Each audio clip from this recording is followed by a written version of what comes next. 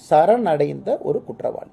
இவங்க யாருமே போய் கஷ்டப்பட்டு போய் தனிப்படை போட்டு 10 தனிப்படை பிடிக்கல. 2 மணி நேரத்தில் அந்த ஏசிபி ஆஃபீஸ் அந்த மாதிரி சரண்டர் ஆகிறாங்கன்னா, சரணடைந்த குற்றவாளி. இந்த கேஸில் ஏகப்பட்ட மர்மம் இருக்கு. இது இல்லை ஒரு குழந்தைக்கு ஏதோ ஆயிடுச்சு, ஒரு பெண்ணுக்கு ஏதோ ஆயிடுச்சு. தமிழ்நாட்டில் இதுக்கு மாதிரி நிறைய நடந்திருக்கணும் இல்லைன்னு நான் சொல்லிங்க. இதில் எல்லா கட்சிகளும் ஒரு விஷயத்தை முன்வைக்கிறாங்க. பாரதிய ஜனதா கட்சி உதாரணத்துக்கு நாங்கள் தான் பொலிட்டிக்கல் மர்டரை பார்க்குறோம், கேங் மர்டரை பார்க்கல. திராவிட முன்னேற்ற கழகத்தினுடைய தலைவர்கள் இது கேங் மர்டர்னு சில இடத்துல பேசியிருக்கிறாங்க. காவல்துறை ஒரு கோணம் சொல்லுது. அப்போ இந்த க்ளோஷர் எப்போ நடக்குங்கன்னா, உண்மை எப்போ உங்களுக்கு எனக்கும் தெரியுங்கன்னா, குற்றவாளிகளை பிடிச்சாச்சு, எவிடன்ஸ் எடுத்தாச்சு, சார்ஜ் ஷீட் போட்டாச்சு, கோர்ட்டுக்கு போயாச்சு, இதுதான் சார்ஜ் ஷீட்டு, கன்ஃபெஷன் ஸ்டேட்மெண்ட், அதில் நமக்கு தெரியும் இதில் உண்மை என்ன அப்படின்னு. இன்னைக்கு பாருங்க, இந்த ஆற்காடு, ஏன்னா நிறைய விஷயம் இருக்கு. காங்கிரசினுடைய தலைவர் செல்வ பெருந்தகை அந்த ஆற்காடு சுரேஷன்லாம் பேசுறாங்கல்ல, அவரோட பார்த்தீங்கன்னா ஒரு புகைப்படம் எடுத்து ரெண்டே சிரிச்சிட்டு இருப்பாங்க. இது ஆற்காடு சுரேஷனுடைய அந்த கேங் மர்டர்லேருந்து ஆரம்பிச்சது அப்படிமா. அதில் பார்த்தீங்கன்னா ஆளும் கட்சி கூட்டத்தில் இருக்கக்கூடிய அரசியல் தலைவர் சம்மந்தப்பட்டிருக்காரு. அந்த புகைப்படத்தை நம்ம ட்விட்டரில் போட்டிருக்கோம். ஸோ அதை பார்த்தீங்கன்னா பல மர்மங்கள் இருக்கு. இது ஒரு பெரிய ஒரு சிக்கல் இருக்குண்ணா, ஒரு நாட்டு இருக்கு இதுல. இந்த புகைப்படத்தை வச்சு இப்படி நிறைய புகைப்படங்கள் எதிர்கட்சிகள் வெளியிடுறாங்க. உங்களோட எடுத்தது இது திமுக சொல்றாங்கல்ல, நான் அதே தான் நான் இன்னைக்கு சொல்றேன். திமுக கிளம்பி வர்றாங்க, திமுக சொல்றாங்க. திமுகவுக்கு அவர்கள் பாணியிலே நாங்க பதில் சொல்றோம். நாங்க யாராச்சும் என்கவுண்டர் பண்ணோமா? அந்த புகைப்படம் எடுத்தவங்களும் பத்திரிகையாளர் முன்னாடி பேசுறதுக்கு நாங்கள் அனுமதி கொடுத்துருக்கோம்ல. புகைப்படம் எடுத்தவங்களும் பத்திரிகையாளர் முன்னாடி அனுமதி கேள்வி கேட்குறீங்க. எப்போ நான் ஜாயின் பண்ணீங்க, உங்களுக்கு பிஜேபிக்கு என்னென்ன தொடர்பு, உங்களுக்கு என்னென்ன தொடர்பு? இதில் மர்மம் ஏன் இன்னும் பெரிய மர்மம் ஆகுனாங்கன்னா, எதுக்கு நீங்கள் என்கவுண்டரில் ஒருவர் இறக்க வேண்டும் என்பதுதான் மர்மம். இவ்வளவு பிரச்சனைகள் இருக்கும்போது நீங்க கேட்குற கேள்வி நியாயமான கேள்வினா, பொதுப்படையா வெளியே வையுங்க, உண்மை தானாக வெளியே வந்துவிடும். இன்னைக்கு மெயின் அக்யூஸ்ட் என்கவுண்டர் பண்ணதுக்கு அப்புறம் அடுத்து சொல்லுவாங்க, நீங்க சார்ஜ் ஷீட் பாருங்க, அவரு தான் கான்ஸ்பிரேட்டர்னு சொல்லுவாங்க, அவரு தான் பிளானே பண்ணாருன்னு. அவர் பிளான் பண்ணாரு, உங்களுக்கு எனக்கு எப்படின்னா தெரியும்? அதனால தான் நான் திரும்ப திரும்ப கேட்கிறேன், இந்த கேஸுக்கு இவ்வளவு கோணம் இருக்கும் பொழுது, ஒரு பக்கம் காவல்துறை அதிகாரிகள் அவங்க சொல்ற வாதத்தை எடுத்தாலும் கூட பத்திரமா எதிர்க்கணும்ல. எப்படி சரண்டரான எப்படி அவங்க போயிருப்பாங்க? வெப்பன் எங்கிருந்து வந்துச்சு? காலையில் அதிகாலையில் செல்ல வேண்டிய அந்த இடத்துக்கு போக வேண்டிய நோக்கம் என்ன? நிறைய மர்மமான கேள்விகள்.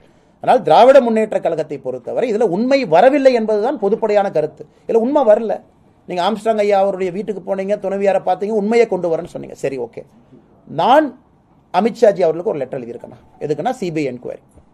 உள்துறை அமைச்சர் ஹோம் மினிஸ்ட்ரியிலிருந்து நேற்று தமிழ்நாடு அரசுக்கு கடிதத்தை உள்துறை அமைச்சர் ஒரு கடிதம் அனுப்பியிருக்காங்க. நேற்று என்ன அனுப்பியிருக்காங்கன்னா, இந்த மாதிரி சிபிஐ என்கொயரி கேட்டு லெட்டர் வந்திருக்கு, நீங்க இது சம்பந்தமான என்ன நடவடிக்கை எடுத்திருக்கீங்க அப்படிங்கிறத துரிதமா மத்திய அரசுக்கு இன்ஃபார்ம் பண்ணுங்க அப்படின்னு சொல்லிட்டு அங்க இருக்கக்கூடிய அண்டர் செக்ரட்டரி ஒருத்தர் இங்க லெட்டர் அனுப்பியிருக்காங்க. தமிழ்நாட்டினுடைய ஹோம் செக்ரட்டரிக்கு அனுப்பியிருக்காங்க.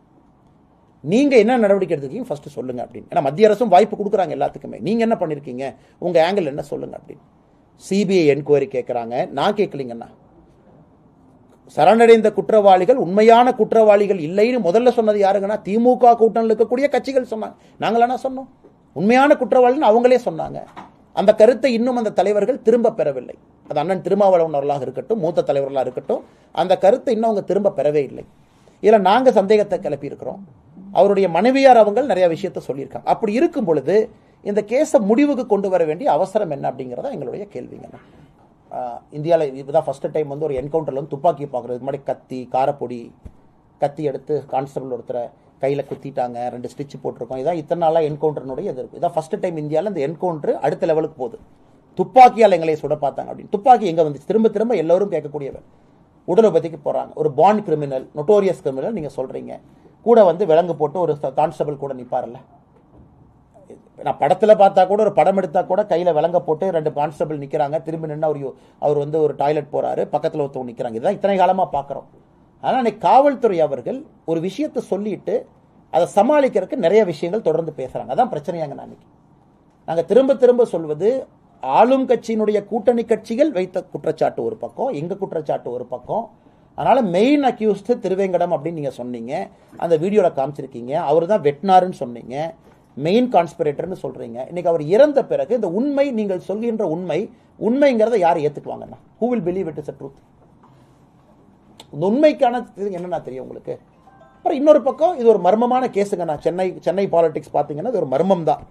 காரணம் இல்ல, பல ஆங்கிள் இருக்கு. நான் உண்மையை சொல்ல வேண்டும் என்றால் பல ஆங்கிள் இருக்கு. அரசியல் அப்படித்தான். சென்னை பொறுத்தவரை ஒரு விதமான அரசியல், இது குறிப்பாக நார்த் சென்னை அரசியல்.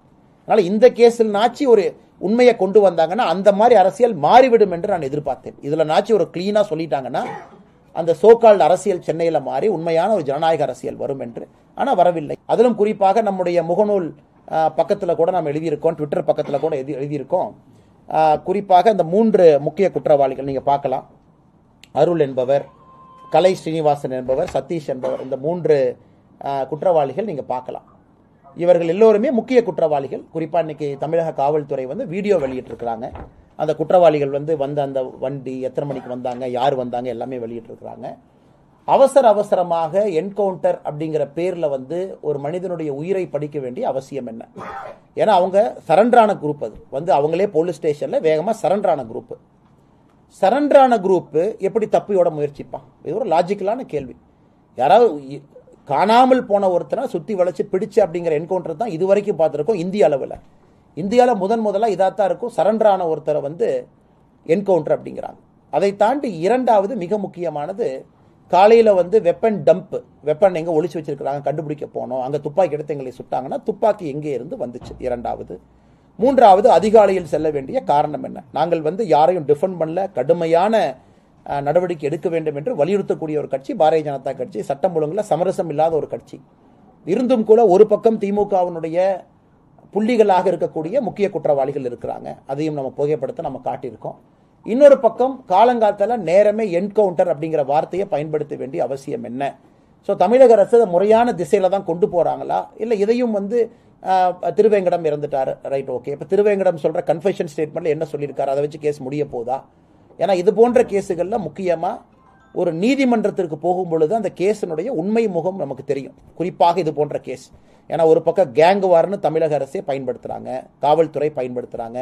இன்னொரு பக்கம் வேற ஏதோ கேஸுக்கு சம்பந்தமான பஞ்சாயத்து டீலிங்கிறாங்க. பாரதிய ஜனதா கட்சி எங்களுடைய ஆர்கியூமெண்ட் இது பொலிட்டிக்கல் மர்டர் அப்படின்னு நம்ம சொல்றோம். ஒரு கட்சிகளும் ஒரு வாதத்தை வைக்கும் பொழுது இந்த கேஸை வந்து அவசர கதியில முடிக்க வேண்டிய அவசியம் என்ன என்பது தமிழக மக்களுடைய கேள்வியா இருக்கு. அதனால் இன்னைக்கு வந்து நாங்கள் வீடியோ ஃபுட்டேஜ் ரிலீஸ் பண்ணிட்டோம், அதை பண்ணிட்டோம் என்று சொல்வதை விட உண்மையாலும் இது என்ன நடந்துச்சு, பேக்ரவுண்ட் என்ன? முக்கிய குற்றவாளி நீங்க இல்ல, இன்னைக்கு முக்கிய குற்றவாளி நமக்கு தெரியும். சார்ஜ் ஷீட்ல வந்து சார்ஜ் அபேட் அப்படிங்கிற வார்த்தையை பயன்படுத்துவாங்க. ஒரு முக்கிய குற்றவாளி இறந்த பிறகு சார்ஜ் ஷீட்ல பேர் வராது, பேர் எடுத்துருவாங்க. அப்ப முக்கிய குற்றவாளி ஒரு கொராபரேட்டிவ் எவிடன்ஸ் கொடுக்க முடியாது. ஸோ அப்ப நமக்கு உண்மை என்ன அப்படிங்கிறது யாருக்குமே தெரியாது. ஏன்னா திருவேங்கடம் சொன்னாரு கஸ்டடியில் இருக்கும்போது, அது மட்டும்தான் பேச்சா இருக்கும். அதனால் தொடர்ந்து தமிழக அரசு உண்மையை மூடி மறைப்பதற்கு தான் முயல்றாங்களோ தவிர இதில் என்ன நடந்திருக்கு அப்படிங்கிற அந்த மர்மம் முடிச்சு அவிழ்ப்பதற்கு எந்த ஒரு காவல்துறையாக இருக்கட்டும், தமிழகத்தினுடைய முதலமைச்சராக இருக்கட்டும் இதுவரை வாய் திறக்காம இருக்கிறாங்க. அதனால் இந்த 2 விஷயத்தையும் பத்திரிகை நண்பர்கள் முன்பு வைக்க வேண்டும் என்பதற்காக இந்த சந்திப்பில் இருக்கிறோம். இதை தாண்டி உங்களுக்கு கேள்வி இருந்தால் கேளுங்கன்னா, அதையும் தாண்டி 26ஆம் தேதி நம்முடைய விவசாய சங்கம், குறிப்பா தஞ்சாவூர், திருச்சி இந்த பகுதியில் காவிரி தண்ணி அது சரியான முறையில் வரல அப்படிங்கறக்காக ஒரு போராட்டத்தை முன்னெடுத்திருக்கிறாங்க. அதுல 2 விஷயம் இருக்கு. ஒன்று, கடைகள்லாம் மக்கள் நீங்க கடையை அடைக்கணும் அப்படின்னு சொல்லிட்டு வாலண்டரியா ரெக்வெஸ்ட் பண்ணியிருக்கிறாங்க. இரண்டாவது, ரயிலை வந்து நாங்க மறிப்போம் அப்படின்னு சொல்லியிருக்காங்க. அதனால விவசாய சங்க நண்பர்களுக்கு ஒரு வேண்டுகோள் நம்ம விடுக்கிறோம். உங்களுக்கு தெரியும், மத்திய அரசை பொறுத்தவரை, மோடி ஐயாவை பொறுத்தவரை 2018 காவிரி நதிநீர் மேலாண்மை அமைத்த பிறகு நாம இதுவரை தமிழகத்திற்கு வர வேண்டிய தண்ணீர் ஒரு சொட்டு பாக்கி இல்லாம தொடர்ந்து வந்துகிட்டு இருந்துச்சு. அங்க பாரதிய ஜனதா கட்சி ஆட்சி இருக்கும் பொழுது. பிரச்சனை ஆரம்பித்த பிறகுதான் தண்ணி வரல, மேகதாத்துல அணை கட்டுவோம் என்று ஒரு படியா போய் இன்னைக்கு வந்து ரொம்ப மோசமான நிலைமையில் இருக்கும். அதுவும் குறிப்பாக குறுவை சாகுபடியிலிருந்து மொத்தமா நீங்க பாத்தீங்கன்னா போன ஆண்டு முழுவதும் அது வேஸ்டா போயிடுச்சு. நாங்கள் ஏற்கனவே பாத யாத்திரையில் கூட பல இடத்துல நாங்கள் பேசியிருந்தோம். எந்த அளவுக்கு ஃபுட் கார்பரேஷன் ஆஃப் இந்தியாவுடைய நெல் கொள்முதல் தமிழகத்தில் குறைய ஆரம்பித்திருக்கிறது. காரணம், காவேரி தண்ணி இல்லாதனால மகசூல் இங்கே இல்லை. இதெல்லாம் நிதர்சனமான உண்மை. இன்னைக்கு மத்திய அரசு தெளிவாக இருக்கும் பொழுது மத்திய அரசு அங்கே அணை கட்டக்கூடாது என்பதிலே தெளிவா இருக்கு. நம்முடைய மோடி அவர்களுடைய அரசு தெளிவா இருக்கிறோம். இன்னைக்கு தண்ணி கொடுக்காத காங்கிரஸ் அரசு அங்க கர்நாடகாவில் இருக்கு. அதனால் விவசாய நண்பர்களுக்கு எங்களுடைய அப்பீல், இதுல மத்திய அரசுக்கு எந்த விதமான சம்பந்தமும் எங்கேயும் இல்லை. தொடர்ந்து பாரதிய ஜனதா கட்சியாக இருக்கட்டும், மத்திய அரசாக இருக்கட்டும், தமிழகத்தினுடைய நலன் சார்ந்துதான் நம்ம பேசிக்கிட்டு இருக்கோம். அதனால விவசாய நண்பர்கள் நடத்தக்கூடிய இந்த ஆர்ப்பாட்டத்திற்கு, கடையடைப்புக்கு அவர்கள் வேண்டுகோள், அறைகோள் விடுத்திருக்கிறாங்க. பாரதிய ஜனதா கட்சி நாங்களும் பங்கேற்கிறோம். காரணம், இது மிக மிக முக்கியமான பிரச்சனை.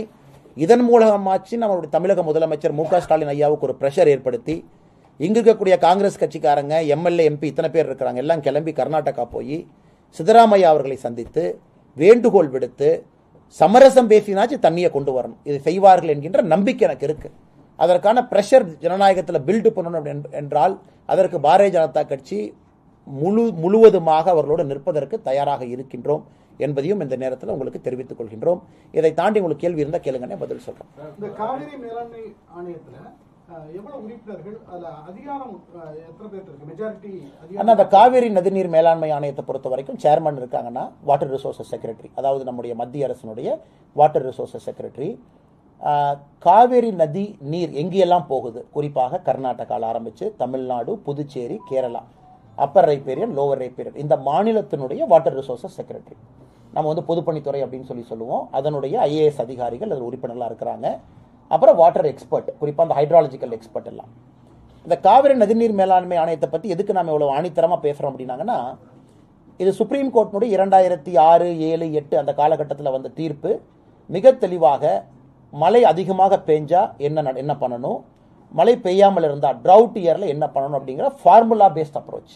அதாவது மழையே வரலனா கூட தண்ணி பகிர்மானம் எப்படி இருக்கணும், அதிகமான மழை பெய்தால் தண்ணி பகிர்மானம் எப்படி இருக்கணும் என்பதை மிக தெளிவாக சொல்லியிருக்கிறாங்க. இது அவங்க எந்த டெசிஷனுமே எடுக்க வேண்டாங்கண்ணா, எல்லாமே ஃபார்முலா பேஸ்டு.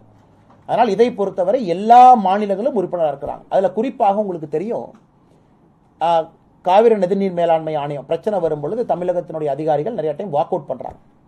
ஏன்னா அதிகாரிகளுக்கு உங்களுக்கு தெரியும், கர்நாடகாவிலிருந்து வரக்கூடிய வாட்டர் ரிசோர்சஸ் செக்ரட்டரி அவர் என்ன சொல்ல போறார், கர்நாடகா சிஎம் சொல்றதை அந்த மீட்டிங்ல வந்து சொல்ல போறார். அப்ப தமிழகத்தினுடைய கடந்த ஒரு 3-4 மீட்டிங் பார்த்தீங்கன்னா தமிழகத்தினுடைய அதிகாரிகள் வாக் அவுட் பண்றாங்க. ஜெனரலாக நாங்கள் வெளியே வர்றோம், நாங்கள் பங்கேற்க மாட்டோம், எங்களுக்கு இதில் இஷ்டம் இல்லை அப்படின்னு. இது எந்த தீர்வை நோக்கி போகணும்? இன்னைக்கு நீங்க மத்திய அரசை பிரஷர் பண்றீங்கன்னு வச்சுக்கலாம். இந்திரா காந்தி அம்மையார் அவர்கள் எமர்ஜென்சிக்கு முன்னாடி பஞ்சாபுக்கும் ஹரியானாவுக்கும் நதிநீர் பிரச்சனை வந்த பொழுது ஹரியானாவுடைய அரசை டிஸ்மிஸ் பண்ணாங்க. நதிநீர் பிரச்சனை வந்த பொழுது இந்திரா காந்தி அம்மையார் அவர்கள் தன்னைத்தானே சேர்மனா போட்டுக்கிட்டாங்க. அந்த 2 மாநிலத்தினுடைய நதிநீர் பிரச்சனையை தீர்ப்பதற்கு சேர்மனா போட்டுக்கிட்டாங்க. ஹரியானா அப்போஸ் பண்ணாங்க. அது எப்படி பிரதம மந்திரி சேர்மனா வர முடியும் என்பதற்காக இந்திரா காந்தி அவங்க கவர்மெண்ட்டே டிஸ்மிஸ் பண்ணாங்க. இது கால வரலாறு. ஆனால் இன்னைக்கு அது பாசிபிளான்னு நீங்க சொல்லுங்க. நாம வந்து ஒரு பக்கம் ஜனநாயகத்தை பேணி காக்க வேண்டும் என்று நினைக்கின்றோம். மத்திய அரசு நம்முடைய எல்லையை மீறக்கூடாது என்பதிலே மோடி ஐயா 10 ஆண்டு காலமாக ஆட்சி நடத்திக்கிட்டு இருக்கிறாங்க. 356 என்பது எங்கேயுமே பயன்படுத்தல. நீங்க பாக்குறீங்க, எங்கேயுமே பயன்படுத்தாத ஒரு அரசு நம்முடைய அரசு. ஆனால் இங்க இருக்கக்கூடியவர்கள் நன்றாக உணர்ந்து கொள்ள வேண்டும். அரசியல் பேசக்கூடிய திமுகவோ காங்கிரஸோ நன்றாக உணர்ந்து கொள்ள வேண்டும். இன்னைக்கு காங்கிரஸ் யாரு பேச்சையும் கேட்கல, சொல்ற பேச்சே கேட்கல அப்படின்னா என்ன தீர்வு? இந்திரா காந்தி அம்மையாரை போல ஒரு எல்லையை தாண்டி போறதா அது தீர்வா? அது தீர்வு எடுத்தா நீங்க ஏத்துக்குவீங்களா? இந்த காங்கிரஸ் கட்சியும் திமுக என்ன சொல்லுவாங்க, ஜனநாயகத்தை கொள்றாங்கன்னு இவங்களே கிளம்பி வருவாங்க. இல்ல சட்டத்துக்கு உட்பட்டு இந்த பிரச்சனை அணுகலான்னா அங்க இருக்கக்கூடிய காங்கிரஸ் ஆட்சி விதண்டாவாதமாக பேசுறாங்க. நான் உங்களுக்கு ஒரு சரித்திரமும் சொல்லியிருக்காங்க. நான் பஞ்சாப் ஹரியானா ஒரு சரித்திரத்தை சொல்லியிருக்கேன், எப்படி இருந்திருக்கேன் எமர்ஜென்சிக்கு முன்னாடி. ஆனால் இன்னைக்கு காங்கிரஸும் திமுகவும் இவ்வளவு பேசக்கூடியவர்கள் இந்தி கூட்டணியில் இருக்கிறாங்க, இவ்வளவு பேசுறாங்க. சித்தராமையா அவங்ககிட்ட போய் பேசுறதுக்கு பிரச்சனை? சரி, நாங்க சொல்லி அவர் கேட்கல, அது 2வது ஆர்கியூமெண்ட் தான். நீங்க சொன்னீங்களா? இங்க இருக்கக்கூடிய எம்எல்ஏக்களும் எம்பிக்களும் திமுக எல்லாம் ஒன்னா சேர்ந்து கர்நாடகா போய் பெங்களூர்ல சித்தராமையா அவர்களை சந்திச்சீங்களா? அதுவும் கிடையாது. நீங்க சந்திச்சு பேசுனீங்களா? அதுக்கப்புறம் நீங்க பேசினதை அவர் ஏற்கவில்லை என்பது 2வது பிரச்சனை. அப்புறம் பாத்துக்கலாம். ஒரு மாநிலம் தழுவி ஆர்ப்பாட்டம் எல்லாம் சேர்ந்து பண்ணணுமா? நாங்களும் வர்றோம், கட்சியெல்லாம் தாண்டி உங்களோட ஜாயின் பண்றோம், சேர்ந்து நிற்போம். ஆனா நீங்க பேசிக் வேலையே செய்யாம கண்ணை மூடிக்கொண்டு இது வந்து பாத்தீங்கன்னா அங்க சதி நடக்குது, மத்திய அரசு வந்து கண்டுக்காம இருக்குன்னு சொல்றது எந்த விதத்துல ஏற்புடையதுங்கன்னா? இந்தியாவில் எல்லா மாநிலத்துக்கும் பிரச்சனை இருக்கு. கர்நாடகா, கோவா மகதாயி பிரச்சனை இருக்கு. எல்லா மாநிலத்துக்கும் நதிநீர் பிரச்சனை இருக்கு. ஆனா சுமூகமா பேசி தீர்த்துக்கிறாங்க. கிருஷ்ணா வாட்டர் பிரச்சனை இருக்கு, கோதாவரி பிரச்சனை இருக்கு, எல்லா இடத்துலையும் இருக்கு. ஆனா இங்கே மட்டும்தான் இதை அரசியலாக்கி குளிர்காய்ந்து கொண்டிருக்கக்கூடிய கூட்டம் தொடர்ந்து இன்னைக்கு அரசியல் பண்றாங்க. அதனால்தான் நம்முடைய தலைவர்கள் எல்லாருமே கட்சி தொண்டர்களோடு பேசி முடிவெடுத்திருக்கிறாங்க. விவசாய சங்கத்துக்கு நாங்க பண்ற அப்பீல், அவங்களுக்கு தெரியும் அரசியலமைப்பு சட்டம், அதே நேரத்தில் நாங்கள் உங்களோடு இருக்கின்றோம் என்கின்ற அவங்களுக்கு எங்களுடைய நம்பிக்கையை கொடுத்திருக்கின்றோம். காரணம் இது பொது பிரச்சனை.